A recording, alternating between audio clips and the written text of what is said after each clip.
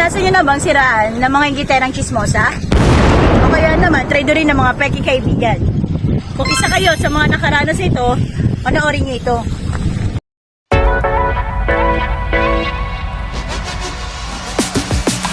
Hello mga kamimi! For today's video, pag-uusapan natin kung paano at ano ang mga dapat gawin para maiwasan natin yung mga ingiterang chismosa na naninira. Meron akong 5 tips para maiwasan ang mga ito. Una, huwag tayong magkwento tungkol sa mga sikreto sa ating buhay. Mga kamimi, advice ko lang po na kung mapupunta tayo sa ibang lugar na may mga bago tayong mga kasama o makakasalumuhan ng mga ibang tao tulad sa trabaho, sa eskwelahan, kung maglilipat man tayo ng bahay o mapapasama tayo sa ibang grupo, wag na wag po tayong magkukwento tungkol sa ating mga buhay at tungkol po sa ating mga problema, lalong-lalo na sa ating mga sikreto. Dahil hindi naman po lahat ng tao ay mapagkakatiwalaan. Hindi din po natin alam yung mga ugali ng meron sila.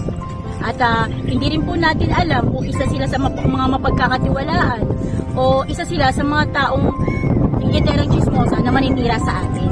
At mga kamimi, kung sabihin naman po natin, nag-share po sila ng buhay nila tungkol sa mga buhay nila, sa mga problema nila, dapat po tayong mag-ingat dyan.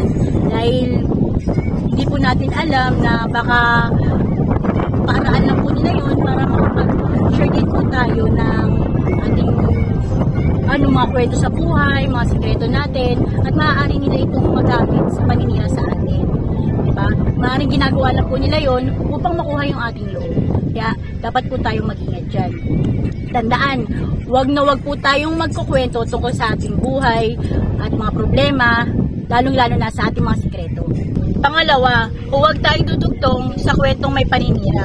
Mga kamimi, advice ko lang po na kapag nakakasama na po natin yung mga ingiterang chismosa na may ikinukwentong paninira tungkol sa iba, binibigyan niya ito ng issue, binibigyan niya ng mga negatibong salita, at sinisiraan niya sa atin, huwag na huwag po tayong dudugtong sa kwento niya dahil maaari po natin itong ikapahamak at maaari din pong baitarin niya tayo at palabasin niya na tayo ang unang may kasalanan, tayo ang unang naninira. Kaya iwasan na po natin ito yung mga ganitong tao dahil may posibilidad na maaari pag hindi na tayo ang kausap nila, tayo naman po yung sinisiraan nila sa iba. Kaya ingatan po natin yung mga ganitong pangyayari. At isa pa po pala mga kamimi, huwag na huwag po tayong dudugtong at huwag na huwag din po tayong basta-basta maniniwala kung hindi rin po natin alam yung buong kwento. Pangatlo, huwag papatol at maging tahimik. Mga kamimi, kung halimbawang may mga nababalitaan na po tayo, may mga nakakarating na po sa ating mga balita na sinisiraan na po tayo ng mga ingiterang chismosa, binibigyan na po tayo ng issue, binibigyan na po nila tayo ng mga negatibong salita, wag na wag po tayong papatol. Ang gawin lang po natin, maging tahimik po tayo at kung halimbawa makakasalubong po nila tayo, gantihan na lang po natin sila ng ngiti. Dahil sa ngiti na yan, lalo po silang maiinsulto. At ibig sabihin nun, hindi po nila tayo kayang pabagsakin sa paninira nila. Kahit mag-recruit pa sila ng maraming kasama at magkausap ng mga ibang tao para siraan tayo, ito lang po ang masasabi ko dyan mga kamimi. Kung halimbawang maniwala man sa kanila yung mga ibang tao na yun, huwag po kayong mag-alala dyan dahil yung mga tao na yun ay kapareho lang po ng kanilang mga ugali dahil pinaniwalaan nila yung mga ganung tao. Pang-apat, magpakumbaba at magdasal. Mga kamimi, kahit na sinisira na tayo ng mga chismosa, ng mga ingiterang chismosa, kahit na nasasaktan na tayo sa mga ginagawa nilang paninira, mas piliin pa din natin na magpakumbaba. Huwag natin po silang gagantihan. Pakitaan pa din natin sila ng kabutihan. At kung gagantihan naman po natin sila ng paninira, wala na rin po tayong pinagkaiba sa kanilang mga ugali.